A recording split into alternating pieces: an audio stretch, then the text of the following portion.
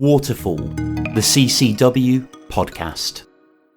Hello and welcome to Waterfall. It's the water saving podcast brought to you by CCW. We are the Consumer Council for Water and we represent everyone who drinks water in England and Wales. And we've got a really important role in helping people to appreciate the value of water, to use it wisely, and in doing so, not only help to address the pressures on our water supplies, but also in the process, hopefully saving some money. Yep, brilliant stuff. So I'm Mike and I'm here with Karen. Hiya, Karen. Hello, Mike. Have you survived after our live edition last week? You calmed down? Just about, yes. It was quite exciting, wasn't it? It was. It really was. What did you make of that one, Tom? I thought you guys were immaculate, really. You were true professionals. I'm a very proud producer over here, very proud. Oh, very good, very good. I think he's being slightly insincere. We have a fantastic episode lined up because today we are talking about food waste and what's that got to do with water waste. So we've got a brilliant guest coming on to look at that whole wasting food and that connection with wasting water. So Helen White's going to be joining us from an organisation called WRAP. So she'll be on in just a minute. Now, before we get there, don't forget you can get in touch with the show. And if you want to do so, the email address is podcast@ccwater.org.uk. And you can find us on Instagram. How would you find us on Instagram, Karen? Goodness knows. That's Waterfall Podcast is how you'd find us on Instagram. Right, before we dive into our fabulous guest for today, a couple of things I want to mention. Exciting chart news. We've cracked a new market, the Australian chart for the first time. Wow. Karen, any guess how high we are on the Australian natural science chart? I don't know. I mean, on a par with perhaps... Give us a number, a chart position. 10th? 10th, we wish. 232nd. 10th's a bit wild. We're getting t-shirts made. Hey, but you know what? It's a new market. So hello, Australia. We are happy that one or two of you are listening. But you know what? There's a lot of stuff on Waterfall that is relevant with it, wherever you live, because everyone does drink water. But that wasn't what I was wanting to talk to you about. Karen, I want to ask you, and Tom, obviously, producer Tom lurking as ever, about the latest sustainable trend that is sweeping the nation, apparently. Have you heard of Peecycling? I can work out what it is, but I've not heard of it, no. Okay, Tom, what do you think Peecycling is? Is it like donating your urine and stuff to good causes? I don't really know how that... Right, let's just knock that one on the head. No, Tom, it's not. Karen, I'll give you a clue. It's more up your street. This is right up your street, in fact. It's a gardening trend. Weeing on your compost heap. What? You win a prize!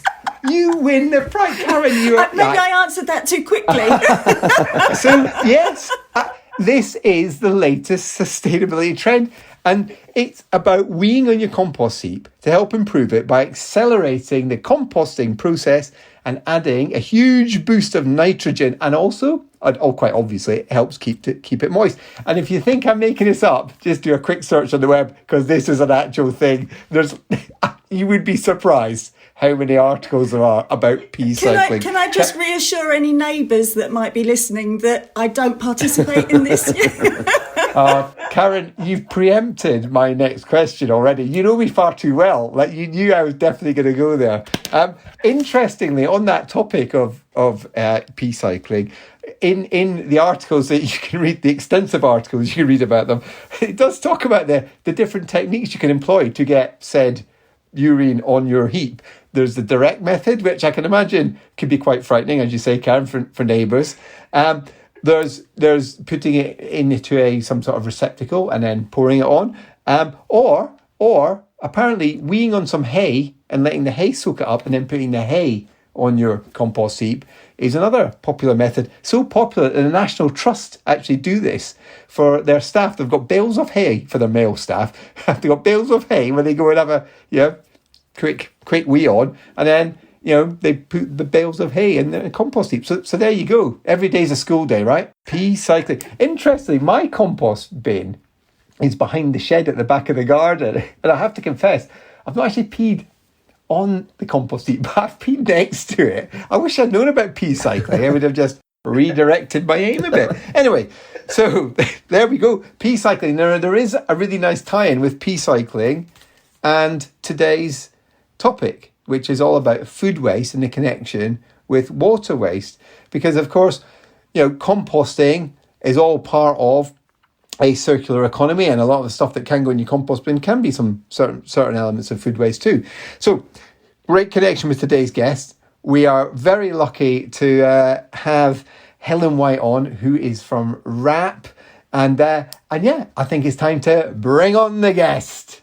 Enjoying the show? Please consider leaving a 5-star rating on iTunes and Spotify.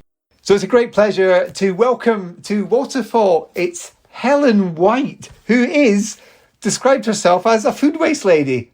Hello, Helen. Hello. Yes, that's right. That's like my also known as title. So I am actually a special advisor on household food waste at WRAP. But yeah, to my friends and to you, the food waste lady. Brilliant. Food waste lady. I think we'll stick with that. I love that. You're from WRAP. WRAP's an organisation that could confuse some people because, WRAP, you're not talking about music. You're talking about something else. So tell us about what's WRAP all about? So WRAP, and it actually stands for the Waste and Resources Action Programme, although these days we just call ourselves WRAP. We're a climate action NGO. And we also work around the globe now. And we're all about tackling the causes of the climate crisis and, obviously looking to give our planet a sustainable future. We have quite a clear vision, and it is for a thriving world in which climate change is no longer a problem. And everybody who works at WRAP believes that our natural resources shouldn't be wasted and that everything that we use should be reused and recycled. We work with governments, we work with businesses, we work with individuals, so citizens, households in my case.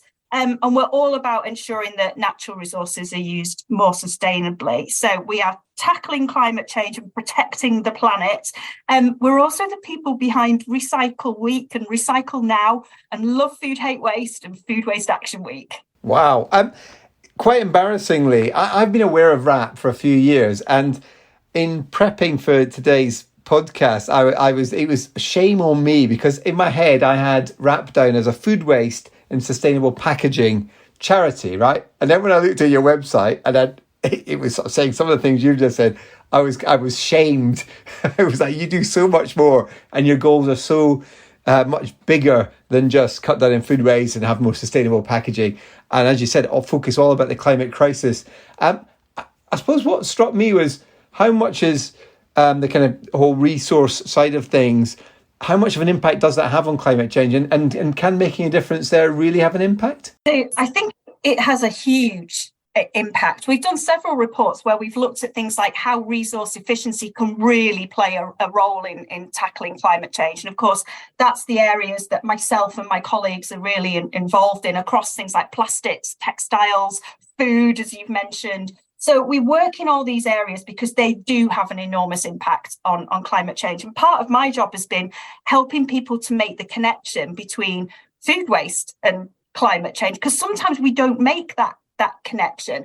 And it's actually food production has an enormous impact, a huge sort of carbon emissions associated with the production of food. And then, of course, if a portion of that food ends up as waste, that's all that resource, all that carbon emissions going to waste as well. So we've done loads of work trying to kind of help establish those connections. But in terms of the organisation, that is exactly what we are about. We are being more efficient, circular economy, really working to tackling the sort of issues around climate change and hopefully, starting to make an impact, to make a difference. I think as an individual, and I mentioned that I'm involved with householders and citizens, I think sometimes that can feel quite difficult. What difference can I make? I'm just a householder, just a citizen.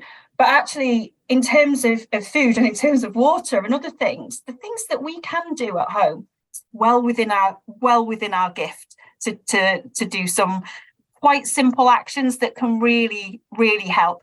And of course, being RAP, being a climate NGO, having access to governments, to businesses, to brands, retailers, and working collaboratively with them, we can also influence there as well. So we're working all across the system to try and get things, shifted and really tackle climate change. So RAP's been at it for almost, over 2 decades now. It's 2000, I think you were established. It was formed in 2000, yeah. Wow. Can you just bring to life some of the things that you've been doing then for the last couple of decades, just to bring it to life? So I was thinking about, what are these highlights? What could these big achievements be? And I think some of them, for me, are things that have evolved over that time and things that we're still working on now, but they're in a different sort of stage now than they were. So the first one that kind of struck me was the Courtauld commitment. This might be where you were thinking around packaging and food and that kind of thing. A Courtauld commitment was sort of the first voluntary agreement, and a lot of it was focused on packaging and lightweighting and that kind of thing. But it was a real moment. It's named after the place where it was formed. That's where you get the Courtauld from. There is Courtauld. Sorry for interrupting. It's like a gallery, I think, isn't it, in London? Like a court, like a beautiful galleried building, and apparently that's where this thing was conceived. And then this commitment came out, and it's been through multiple iterations. So when I joined RAP, I think we were on the Courtauld commitment version 3. Food had very much been introduced by that point, and reducing food waste was becoming much more of a part of it. And then we launched Courtauld 2025, and for me that was something that really stuck in my mind. Food was right in the middle of that, but then we started to look at things like water impacts as well, and the GHG effects of reducing food waste. It's now Courtauld 2030, and that's because it's aligned to the Sustainable Development Goals, the UN SDG goal 12.3. So it's aligned to that, and that's our target really for reducing food waste and for reducing water impacts and GHG impacts associated with it. So that was one that kind of stuck out for me, that has been evolving over time, and you can see how it's changed and how it's gone through different phases depending on what was happening in sort of like the environmental world, I think. Another one that struck me was the UK Plastics Pact, which is a bit newer, but that is, again, another voluntary agreement. And what these things are, when I say voluntary agreement, they are like mechanisms within the UK that help us to tackle these issues, whether it's plastic or whether it's food waste, across the system. So this is where we bring together under this commitment all the players. So this is where the retailers, the brands, the food manufacturers, the hospitality and food service businesses are, to help work across the system. So obviously they're quite interested in reducing their operational waste. Why wouldn't you be? It's a cost. They're going to kind of really focus on that. We've got things like the food waste reduction roadmap to help them do that. But also the Courtauld commitment kind of places an obligation on these signatories to assist with reducing household food waste. So the stuff that's arising from our homes, which is the biggest proportion across the system post-farm gate. 70% of food waste arises from our homes. Now, that's not because we're behaving really badly. I don't like to say that citizens getting it all wrong. Clearly, it's influenced by things that happen along the chain. But that's the reason why everyone is responsible. Everyone has a part to play at every point. And UK Plastics Pact is a similar kind of thing. It's really diving in. It's using evidence and insights, which RAP is really well known for, and then drawing that out and working through these mechanisms to tackle the problems. We have got to change stuff. We have got to change the way that we consume stuff. And in order to do that, we've got to look at these problems and we've got to overcome them.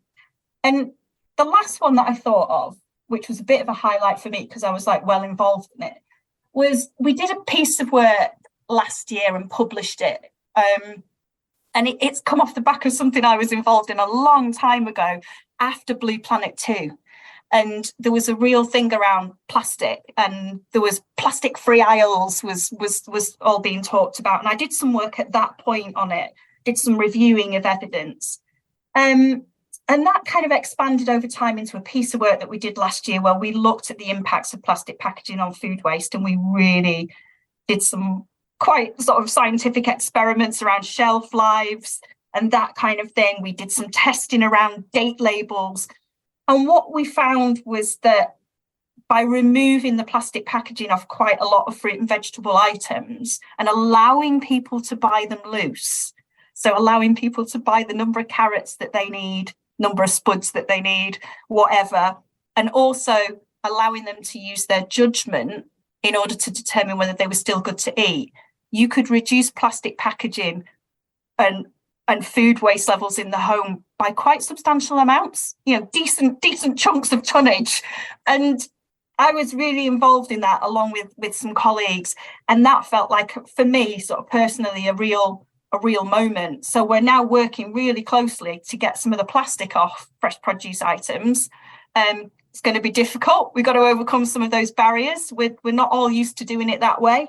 But that is just like in a few initiatives there, the type of stuff that WRAP gets on with, and the type of work that it does to try and change things and to make us all more resource efficient. It's just really interesting hearing you talking about, a systems approach and how individuals and producers, etc., all have a role to play, because that's very similar to, some of the conversations that we've been having on Waterfall with various people involved in the water industry.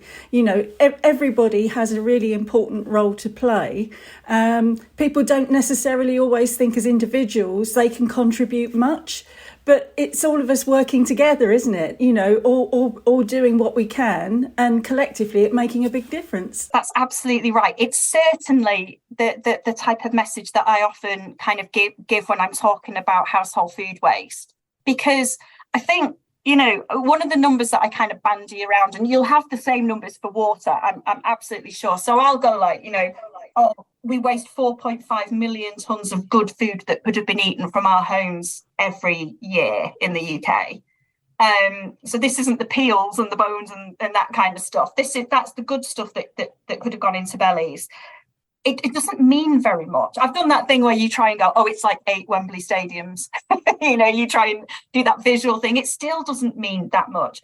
But what it shows is that the bread crusts or the things that go into your food waste caddies or whatever soon add up into these enormous numbers that we can't even begin to get our head around. So actually, when you break it down, and it's kind of like, it just looks like a slice of bread, or it just looks like a sprouty potato, 4.4 million potatoes go into the bin every day. 20 million slices of bread go into the bin every day. It's staggering, isn't it? They add up into those gigantic numbers. But, it's almost like, can we think about that next time it's just a slice of bread or it's just a potato? So, yeah, you're absolutely right. The small things in this case do add up. I think we have to massively accelerate change. I think that sort of, working with individuals and putting a lot of onus on individual behavioural change can be quite hard. I'm sure you find the same things with water and water use. I've put a little timer in our shower because I've got an 11-year-old son, and there's that tendency to kind of just stay in there a little bit longer. So I've put one of those cooking timers in there that goes off. It's a shame. Penguin works well, but I do think that we also have to look at the system and see if we can make things easier for people to change. So it's easier for people to carry out the behaviour that we want, rather than just always asking them nicely. I think there's a lot to be said for putting things in place that help people to perform the right behaviours. But it's a fascinating area. I think there are huge parallels across pro-environmental behaviours, whether we're talking about water or food. But it's certainly within our gift to do stuff and to have an impact. And for me as well, I'm just asking people to eat their food. It's like, eat what you buy. It's quite a nice message to get across.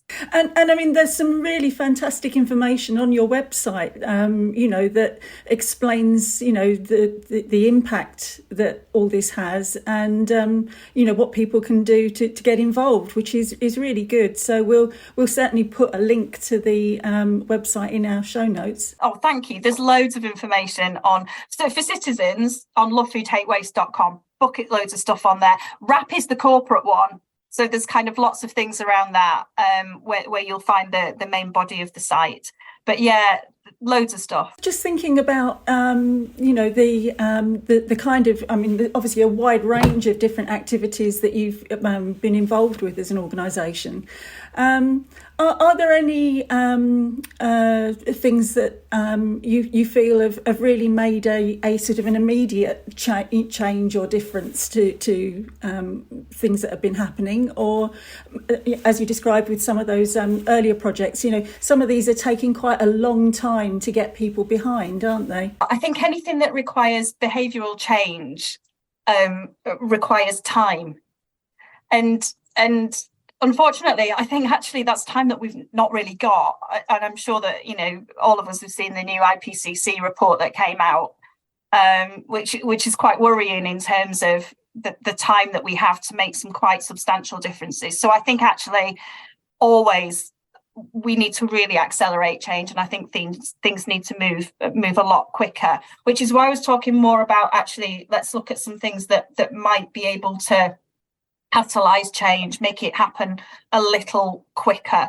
That isn't to say that like the stuff that we do and the engagement work that we do with individuals isn't important. It really is, and it works brilliant. We've just come off the back of a Food Waste Action Week, the third one that we've delivered, and it's you get such a buzz around seeing so many people talking about your subject in that one concentrated week, and it really shines a spotlight on food waste as an issue. It gives us a great opportunity, a great platform to talk to people about the things that they can do. But I think governments, businesses, local authorities, NGOs, charities, as well as individuals, we've got to play a part in really pushing now because time is running out. So I think there's always more that can be done, but actually what we need to do now is move faster and do more faster. I certainly think that's something that we would agree with. We're always banging on about how it's actually quite easy to save water.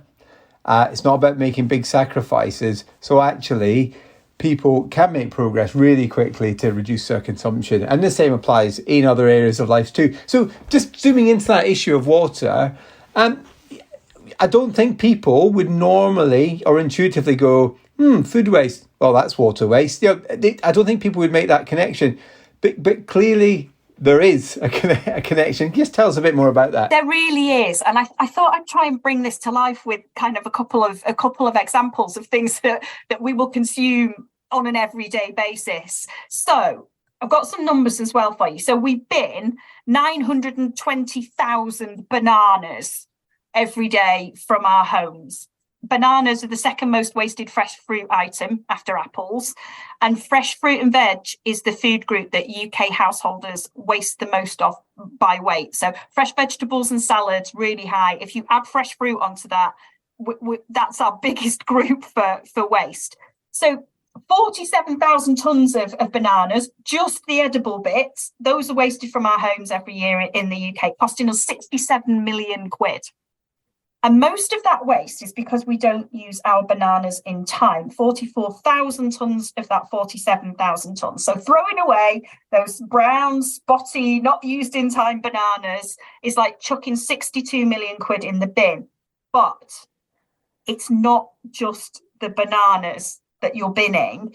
If every person in the UK stopped throwing away bananas for just one day, we could save nearly 900 million litres of water, because that water is used to grow, harvest and transport them. And that's the connection.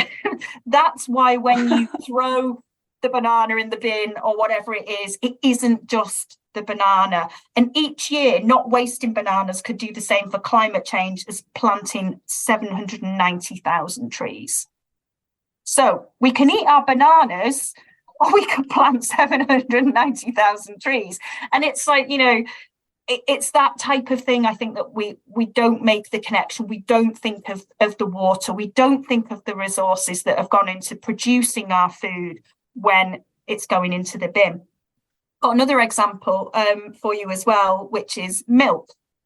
So we waste the equivalent of over 3 million glasses of milk a day from our homes. It's the third most wasted food and drink item in the UK after potatoes and bread.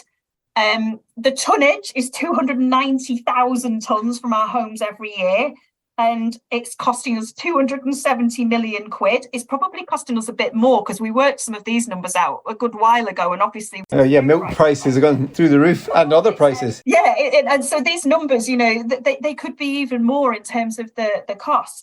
All of that milk waste, of course, it's edible. So you split things into what you can eat and what you can't eat. All of it is drinkable, isn't it? Most of the waste occurs again because we don't use it we're not using it in time. 160,000 tonnes of the 290. So pouring that sour, lumpy, not used in time milk down the sink, that's like washing 150 million quid down there. But again, not just the milk that you're throwing away. It takes 358 million cubic meters of water to produce it, and 31,000 hectares of land. So if we just bought the milk that we needed, or we used every last drop that we've bought, that would do the same for climate change as planting 5.9 million trees. So again, when I said earlier about what my call to action is really is kind of buy what you need and then eat what you buy. Because if you do that, you're saving all these things. You're saving money. You're saving the planet in the form of the food that's not going to waste, but also all those precious resources, including water, that's gone into producing them, that journey to bring it to your plate. You're saving yourself in some instances. We did some work for Food Waste Action Week, and using up leftovers, for example, can save you time. So there's a load of benefits to doing this, both for people and for planet. And hopefully those examples just give you a little bit of sense of what that connection is between food waste and water, and how water is also wasted when we scrape that stuff into the bin. Yeah, I mean, it's an interesting one on the whole sort of embedded water. They're really great examples there, because often as well we have the situation where it's completely ridiculous that we grow some of the thirstiest crops in places that are the driest in the world. So a good example would be almonds, where California has got very well documented mega drought, yet irrigation is used all the time, just going 24/7 to grow almonds. And then they transport them over here, and then we're tucking into almonds, not even thinking the implication there. So those examples were great, because milk is self-produced in Britain, and we don't have to think that long ago, last summer, and there was a big drought where actually we could have done with more water. So that link is an important one. And your examples were great at bringing those to life.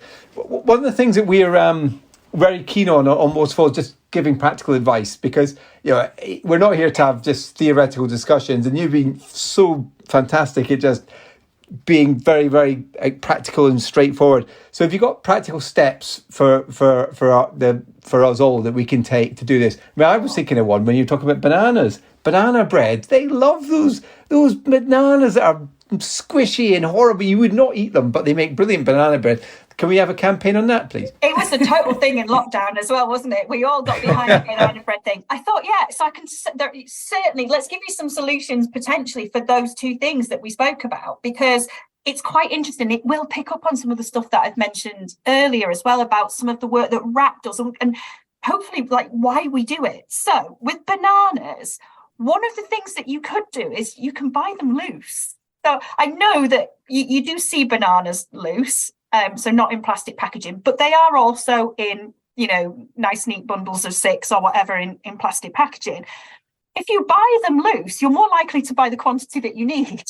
So that's an easy start. And that links back to that piece of work that I mentioned around the fact that when we actually looked at giving people the ability to buy closer to their needs and then to judge when to use them, because as well, if you buy closer to your needs, we're not going to get to the spotty brown stage necessarily.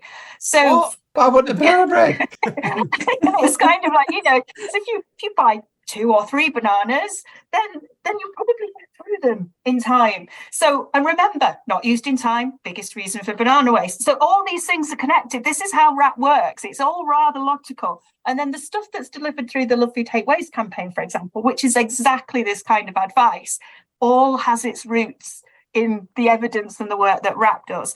Storing them correctly.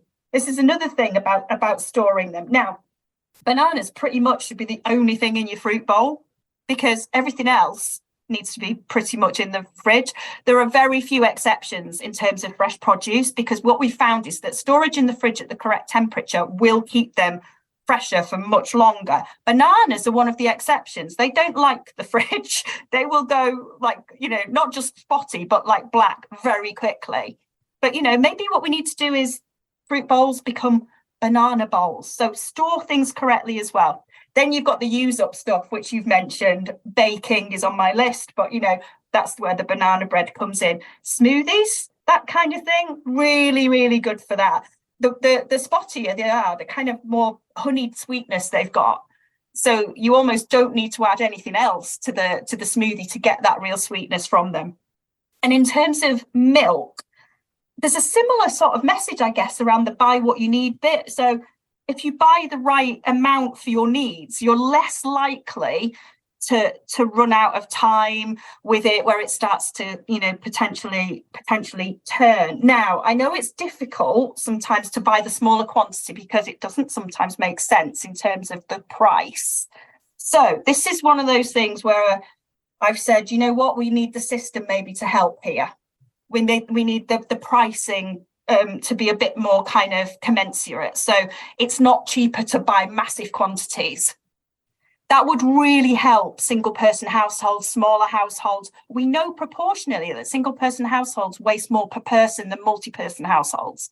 And it could be down to the fact that they can't buy the right quantities for their needs. So buying the right amount of milk, so a smaller amount, is a good starting point. Storing it correctly as well. Correct fridge temperature. Really important on this one. So less than 5 degrees. If your fridge is less than 5 degrees, your stuff will last longer. I promise you, Mike. And then I felt a quiz coming up there. I quiz. Absolutely. Maybe what we should do, maybe we should ask and see what people think and see what they think the correct fridge temperature should be. But actually, we estimate that there are still millions of UK fridges that are too warm by a couple of degrees easily. So actually, that's one thing that you can do. I'm not saying it's going to be on everybody's kind of like radar every day, but you can get those little fridge thermometers. They're not particularly expensive. At a glance, you will know if you're in about the right sort of territory.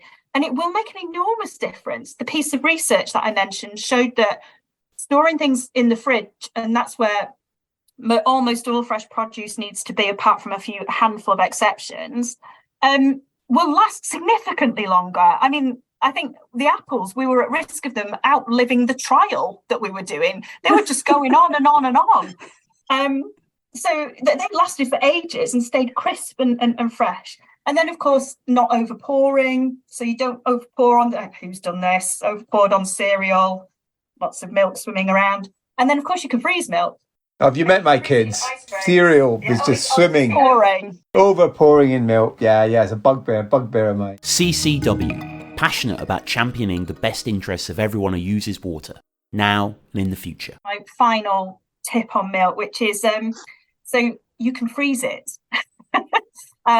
It might look a bit odd, so you might want to give it a shake if you're freezing it in a container, and obviously you need to have a little bit of airspace in the container. But you can actually freeze, if you've got small amounts, you can freeze them in ice cube trays, and then you can use the cubes for your hot drink, so straight into your tea or coffee. There's loads that you can do, and that's just 2 items that we've discussed there. And you can apply these kind of like skills and to lots and lots of different types of foods. And all that information is on the Love Food Hate Waste website. And I think it's been lovely to talk about the research and wrap, and then to talk about the very practical side of it. Thank you for letting me talk about the practical tips, because my head is full of them all the time, bursting with them. But actually, the fact that we've been able to show the link to the fact that a lot of this, it has its roots, has its feet in research that's done by the organisation behind the scenes, and then makes it out via our Love Food Hate Waste campaign, for example, to the public. And it's exactly the same for the recycling guys as well. You've given some really great examples. And if someone's listening to this and wants to find out more, what would you recommend they do? So I would recommend that you go to lovefoodhatewaste.com. There's just loads of information there. There's even like loads of recipes and stuff. So if you're really stuck for inspiration and need to use things up or find out what to do with those spotty brown bananas, then there's loads of practical advice on there. And it's really interesting as well. You can get stuck into some of the articles and the blogs that we put up there. Obviously follow on the usual social channels as well. So we're on Facebook, Insta, all those kind of things. But it is very practical. It's like a little bit, I like to think sometimes a bit like having me in your kitchen to just help out a little bit with what to do with stuff. Well, as long as you're going to make some banana bread, you're welcome in my kitchen anytime. We once accumulated over 30 apples in the drawer in the bottom of the fridge. It seems to be like some kind of black hole that just keeps sucking in vegetables and fruit. And I was under instructions to tidy this up, and I couldn't bear to chuck it out, so I made a crumble with 30 apples. Peeling those apples and coring them took ages, and it was the best crumble ever. It was brilliant, and it didn't matter. Those apples I think they were so old I had to carbon date them, but it didn't matter. It was so good. I'm super impressed that they were in the fridge, because that would be the reason why they were still there. Yeah, they were. There was what I reckon there was apples that were probably 4 or 5 months old in there, and they were fine. They didn't look the best, but once you. Absolutely. And that's a key thing that we've got to, another thing we've got to kind of retrain ourselves to do a little bit. And it's one of the things that we've called for. So the removal of the dates on some fresh produce items, because then you can use your judgment to make that decision. And we actually just need to kind of get used to the fact that, a bit of a wrinkly apple, it's going to be all right. It's going to be perfect in a delicious crumble with 29 other ones. Helen, it's been so good having you on, but we're not going to let you escape until we ask the question that we ask almost every one of our guests. It's when we remember about your own personal water use. So first question is, do you know your personal water use? I don't know the number, but I know the really lovely behavioural technique thing that's on my water bill, where they tell you what your equivalent usage is for your household. And this enables you to compare your usage to other people, which I think is a very clever tactic. And actually what we've discovered is that I'm in a 3-person household. There is me, my husband, and my 11-year-old son. And we have the same water consumption as a 1-person household. Wow. So if that's, does it tell you on your bill what that assumption is then of what a 1-person household? It gives you a range. It gives you a range that a typical usage. So it's a bit like some of our average figures. When we say the average family with children waste £730 a year by binning food, it's a bit like that. It's like there's a range between X and Y for a 1-person household. This is a typical usage for a 2-person. 4-person, and our usage, it's at the top end of the 1, but it was within the 1-person range. So we are lower users of water in our household than I think the number of people would suggest. Well, that's incredibly low, because if it's based on the average, which is about 150 per litres per person per day, if that's 150 for 3, that's incredible. So I actually measured as well. This is one of my other kind of equivalent stories and how sort of slightly bonkers I am. I actually measured our food waste for a year. Not because I was doing any research or anything, just because I was interested. Did you just store it all in a big compost bin? I weighed it every week when the caddy went out on my kitchen scales, which I did clean thoroughly afterwards. But, you know, I wasn't that fussy. I've worked in the waste industry for years. I'm used to bin juice. I just like banged it on the scales, weighed it, and I noted the weight for every week for a year, apart from the week we were on holiday in Norfolk.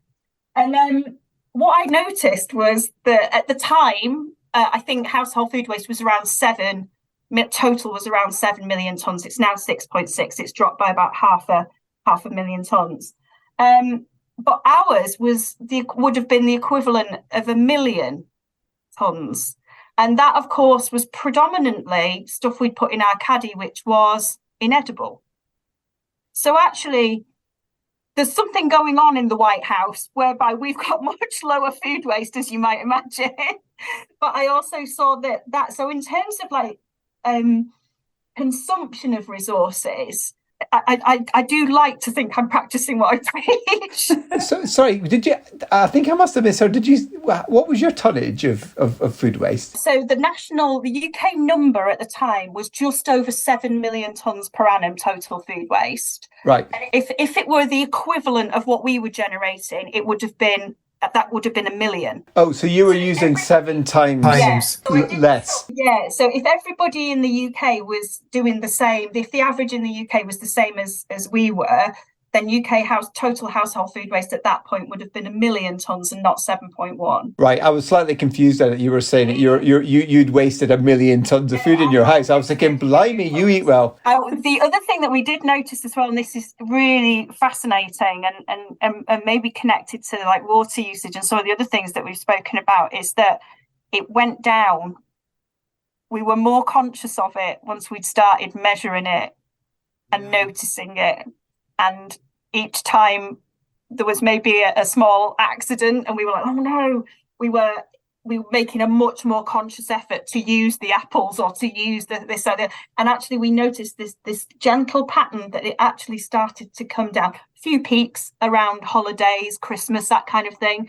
But actually it dropped. So there was something going on around like seeing is believing. We were much more conscious of it.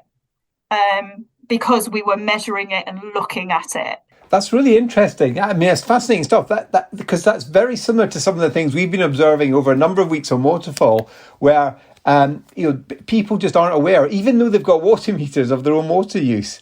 And if you're not aware of what you're using, you're not going to be aware of how much you can save, both in terms of water and money, of course. I think this is a key principle and something potentially to unlock in pro-environmental behaviours. I think it's the difficulty that we have sometimes when we talk about the cost savings. So I mentioned the £730 that a family could save by not wasting food. I think it might be hard to work out how to get to that saving sometimes. But there is definitely something in this practical aspect of maybe what we need to do is think about how I can convey that better. In this small amounts add up into that amount. You always get that thing about payback, don't you? I think as well. I think solar panels was another one. There's an initial outlay and then there's the payback period over time. And sometimes we struggle with those types of numbers. But actually, I didn't know whether just actually seeing the waste in the caddy and seeing what's in there, because it illustrates what your problem is. If you're finding bread in there frequently, mouldy bread, then at least you know which item you to tackle. So there's some interesting like learnings and behavioural stuff that we can take from this. But it's like any problem, you have to see it, don't you? You have to admit it, I guess, before you can do something about it. Yeah, absolutely. And there certainly seems like lots of things that apply to both saving water and reducing food waste, that actually the tips, the hints, the ways to help people and nudge people, there's a lot of similarities there. So we have to keep talking, Helen. Absolutely. It's been a pleasure. Thank you so much for allowing me to talk wildly about food waste on a water podcast. But I think you're absolutely right. There are so many connections, not just the ones that we've discussed about the fact that there is water used, and to some of the products we've spoken about to a huge extent in the food that we then potentially end up putting in a bin, but also in this behavioural stuff. There's similar issues to tackle, and there are similar tactics and behavioural strategies that we might be able to learn and deploy to try and just get us all to be a bit more resource efficient, and just stay and live within our means on this wonderful planet. Helen, it's been great having you on. Thank you so much. And maybe Karen's going to start measuring her food waste. There's hardly any of it, Mike. The human body is roughly 60% water. This podcast is 100. Well, what a great guest there. It was fantastic to have Helen on. So much stuff jam-packed into just that short interview with Helen. What struck you then, Karen, from that? Well, I mean, there were just so many read across from food waste to water use and waste. And I think, the real key thing for me is that, we've all got our sort of regular habits, whether it be our shopping habits or the way we use water at home.